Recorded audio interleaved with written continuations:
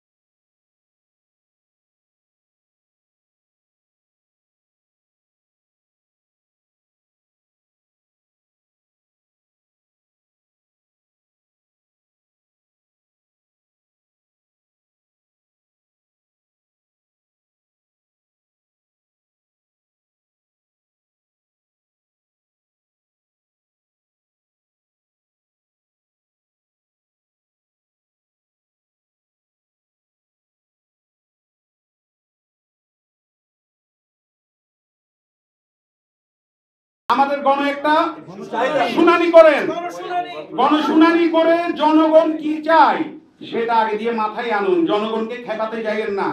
জনগণ যদি খেপে যায় তাহলে এই দেশের পরিস্থিতি কি হবে? 5ই আগস্ট আমরা আমাদের অধিকার আদায় করতে শিখে গেছি, নতুন করে আর শিখানোর আমাদেরকে দরকার নাই।